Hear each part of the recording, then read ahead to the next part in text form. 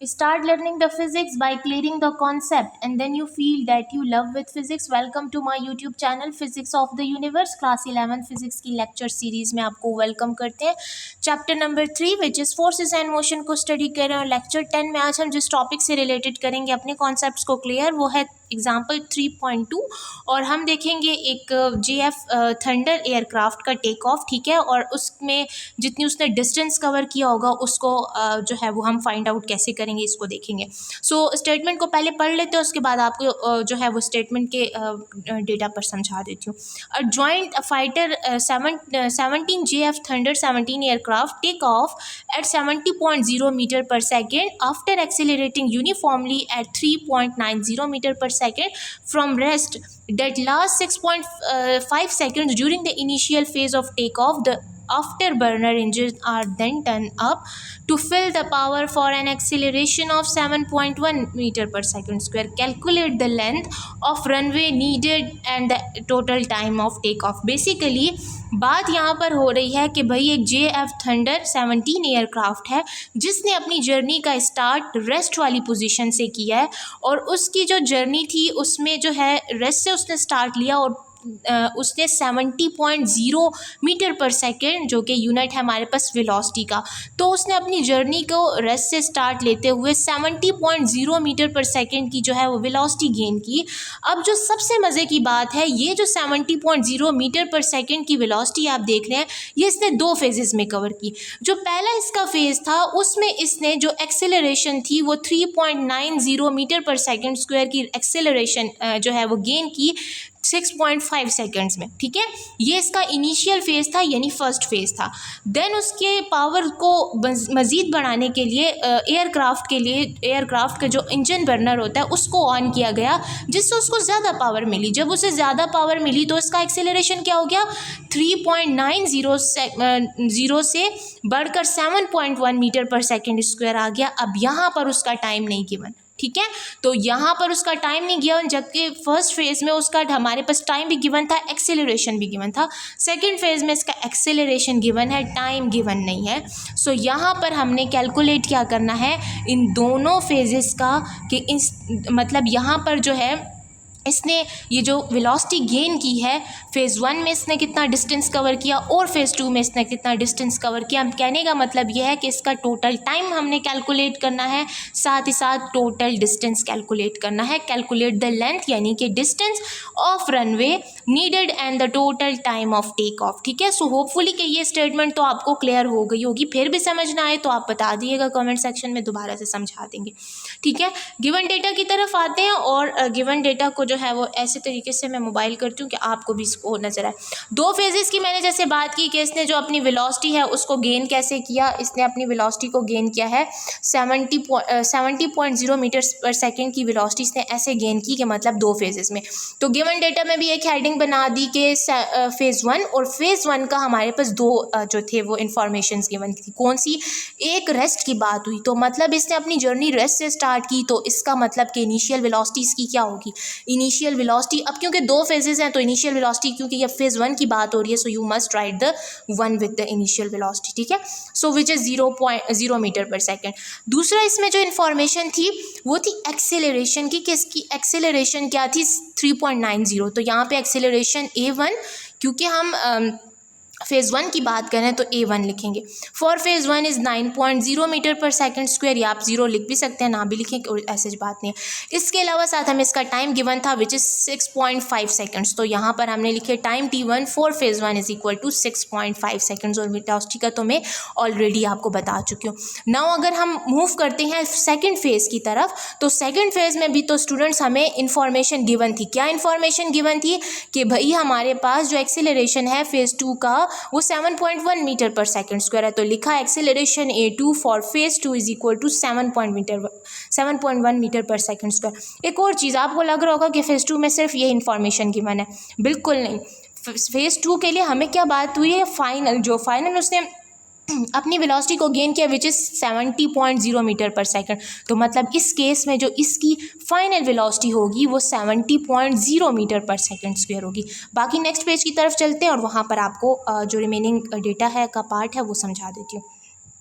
अच्छा, तो स्टूडेंट्स जैसे कि बताया था कि फाइनल वेलोसिटी फेज़ 2 की क्या थी, विच इज़ वी एफ, और क्योंकि फेज़ 2 की बात करें so you must mention the 2 in the subscript, ठीक है। So which is equal to 70.0 metre per second square. अब क्योंकि जब इसकी इनिशियल फाइनल वेलोसिटी ये है तो इसकी इनिशियल वेलोसिटी क्या होगी, बिल्कुल सही कहा आपने, इनिशियल वेलोसिटी इसकी वही होगी जो आपकी फेज़ 1 की फाइनल वेलोसिटी होगी। तभी तो यहाँ पे मैंने मेंशन किया है कि इनिशियल वेलोसिटी फॉर फेज़ 2, मतलब फेज़ 2 की जो इनिशियल वेलोसिटी है वो हम रिप्रेजेंट करेंगे vi2 से, और वो किसके इक्वल होगी, जो आपकी फेज़ 2 की जो इनिशियल वेलोसिटी होगी ना, तो वो किसके इक्वल होगी, वो आपकी फेज़ 1 की फाइनल वेलोसिटी के इक्वल होगी, ठीक है। जहाँ से एयरक्राफ्ट ने फर्स्ट फेज़ को कवर किया है, ठीक है, तो वो जो उसकी फाइनल वेलोसिटी होगी वो सेकेंड फेज़ की इनिशियल वेलोसिटी होगी, ठीक है। सेकेंड फेज़ की फाइनल वेलोसिटी होगी, इनिशियल वेलोसिटी, सॉरी, ठीक है। अच्छा, अब रिक्वायर्ड की तरफ अगर हम आ जाते हैं, मैं दोबारा से ये पॉइंट आपको समझा देती हूँ क्योंकि वो लाइन मुझसे बीच में रह गई थी।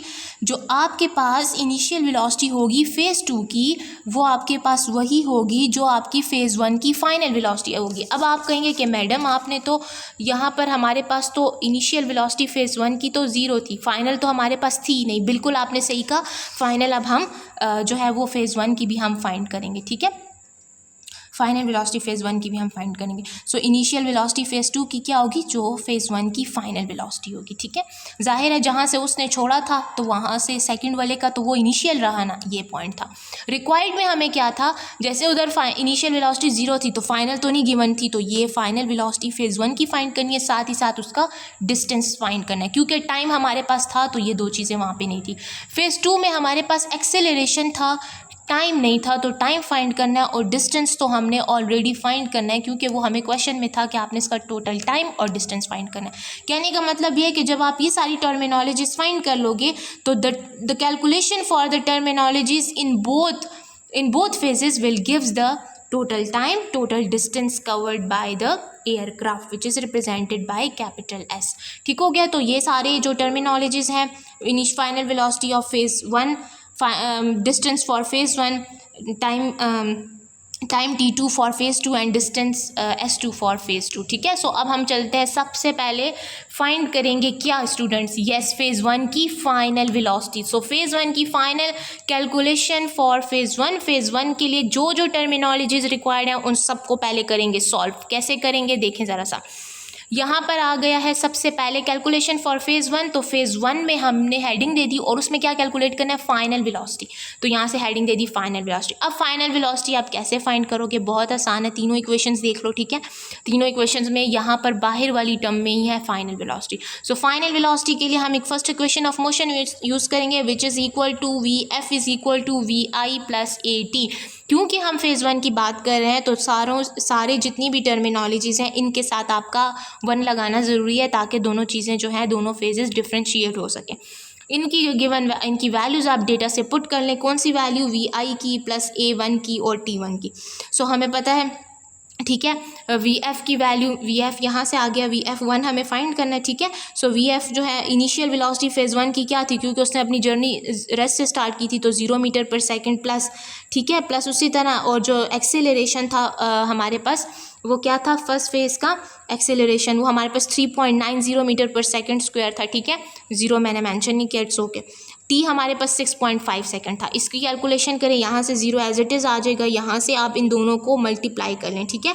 जब मल्टीप्लाई कर लिया तो यहाँ से क्या आ जाएगा, 25.35, और इन दोनों के साथ जो है वो यूनिट्स को इकट्ठा कर लें तो m इधर आ गया s-2 और यहाँ s की पावर +1, ठीक है। तो ये माइनस प्लस माइनस हो जाएंगे और इनका रिजल्ट आ जाएगा 25.35 ms-1 यानी मीटर पर सेकंड। ये क्या आई, फर्स्ट फेज़ की जो आपकी फाइनल वेलोसिटी थी वो आ गई। अब फर्स्ट फेज़ की जो सेकंड फेज़ की जो इनिशियल वेलोसिटी थी वो फर्स्ट फेज़ के फाइनल वेलोसिटी की सेकंड फेज़ की जो इनिशियल वेलोसिटी होगी वो फर्स्ट फेज़ की फाइनल वेलोसिटी की इक्वल होगी। तो यहाँ हम ये वैल्यू पुट कर लेंगे फिर, ठीक है। अच्छा, अब हमने ये फाइंड की। अब कैलकुलेशन फेज़ 1 की कैलकुलेशन में तो एक और भी टर्म थी विच इज़ डिस्टेंस। तो डिस्टेंस फाइंड करेंगे सेकंड इक्वेशन ऑफ मोशन से, which is s is equal to we I T plus half A T square. क्योंकि फेज़ 1 की बात हो रही है सो पुट मतलब सारे सबस्क्रिप्ट्स के साथ 1 पुट करनी, ठीक है। अब सिंपल इसमें भी हम वैल्यूज़ को पुट कर लेते हैं। वैल्यूज़ को कैसे पुट करेंगे ज़रा यहाँ देख लें। ठीक है। यहाँ से अब ज़रा आप देखें, यहाँ पर है S1 is equal to V। अब VI जो हमारे पास VI की वैल्यू थी, ठीक है, फेज़ 1 में हमारे पास किसके इक्वल थी, 0 के इक्वल थी। अच्छा, तो VI की वैल्यू हमारे पास थी 0। इसके अलावा हमारे पास जो टाइम था, ठीक है, फर्स्ट फेज़ के लिए विच इज़ 6.5 सेकेंड्स, ठीक है, प्लस हाफ उसी तरह, और ए की value 3.9 metre per second square, और टी का जो था वो स्क्वायर था। तो यहाँ पर ये सेकेंड इक्वेशन ऑफ मोशन ये है, आपको मैं बता देती हूँ, ठीक है। VI की वैल्यू 0, ये 6.5 था, प्लस हाफ AT जो है हमारे पास 3.90, और टी जो था हमारे पास 6.5 था, ठीक है। सो यहाँ पर टी के ऊपर जो था वो स्क्वायर है, ये देख लें, ठीक है, स्क्वायर। तो यहाँ पर इसको हम कैलकुलेट करेंगे, 0 एज इट इज़ आ जाएगा 6.5 सेकेंड। पहले जिसको मैंने इस पूरी टर्म सारी जो कैलकुलेशन है इसको मैंने यहाँ तक एज इट इज़ लिखा, मल्टीप्लाई में मैंने 6.5 को 2 टाइम्स मल्टीप्लाई कर लिया, 2 टाइम्स मल्टीप्लाई कर लिया, तो इससे आपके पास आ जाएगा 42.25 सेकेंड का स्क्वायर। ये सारी टर्म लाइन बाकी नीचे आ गई। उसके बाद जो है ये टर्म एज इट इज़ आ गई। अब यहाँ से मैंने क्या किया, इनको कैलकुलेट किया, ये 1/2 मल्टीप्लाई बाय, अच्छा, तो स्टूडेंट्स यहाँ पे मैंने क्या किया था, ये इस स्टेप में सारा जितनी ये वाली टर्म्स और ये वाली टर्म एज इट इज़ लिखी, इस वाली टर्म पे मैंने ऑपरेशन परफॉर्म किया मल्टीप्लिकेशन का। सो जब जब आप हाफ को मल्टीप्लाई करेंगे 1/2 को मल्टीप्लाई करेंगे 3.9 मीटर पर सेकंड स्क्वायर से, so you will get 1.95 metre per second square. बाकी ये दोनों टर्म एज इट इज़ आ गई।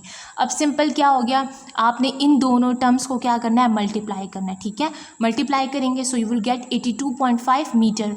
अच्छा, 82.4 आ गया। अब यहाँ पे यूनिट्स को देखें, m एज इट इज़ आ गया, s-2 था ये लिख लिया, और ये पावर प्लस में थी तो +2 -2 आप इसमें से कैंसिल हो गए, तो जस्ट रह गया मीटर। यहाँ पर ये 0.0 मल्टीप्लाई 6.5 सेकेंड्स मल्टीप्लाई होंगे, सो यू विल गेट 0। तो आपका जो फर्स्ट फेज़ का जो डिस्टेंस था, ठीक है, वो क्या था हमारे पास 82.4 मीटर्स जो था वो इसका हमारे पास डिस्टेंस आया फर्स्ट फेज़ का, ठीक है।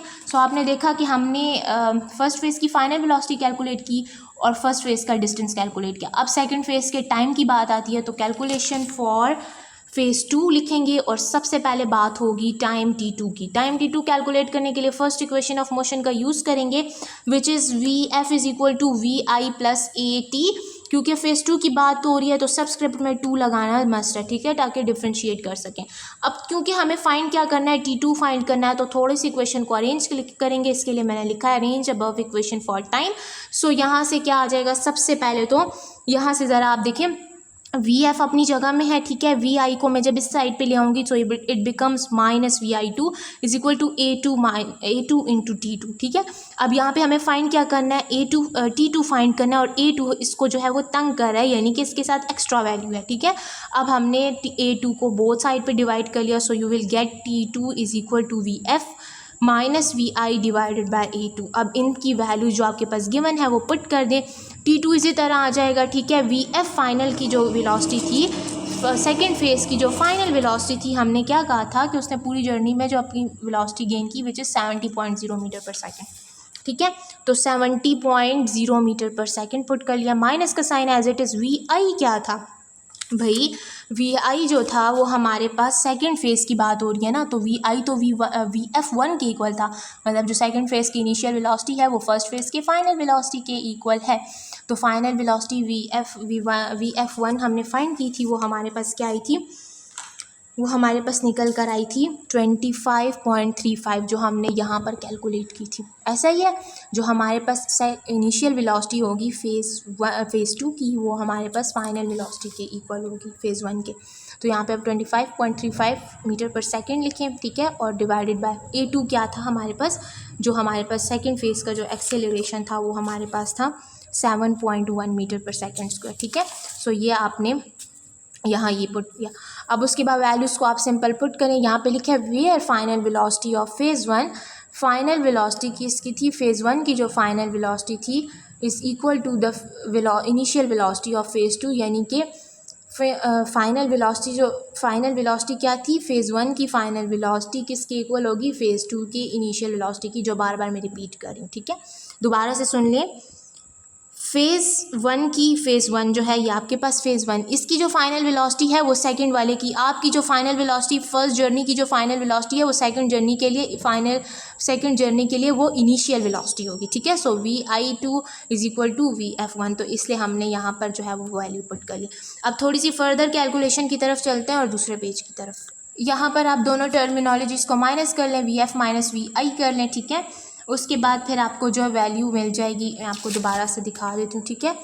वी एफ माइनस वी आई तो 70 माइनस 25.35 डिवाइडेड बाई 7.1, तो इन दोनों से आ गया, यहाँ से आ गया 44.65 और नीचे एक्सेलरेशन की वैल्यू अपनी जगह पे। अब यहाँ से क्या किया, थोड़ा यूनिट्स को सिंप्लीफाई किया, एम कैंसिल हो गए, एस जो था वो -1 था, ये नीचे से -2 पर जाएगा +1, तो -1 + 2 कितने हो गए, तो -1 + 2 तो इज इक्वल टू 1, तो एस की पावर जस्ट 1, और इन दोनों को डिवाइड किया, सो यू विल गेट 6.3 सेकंड।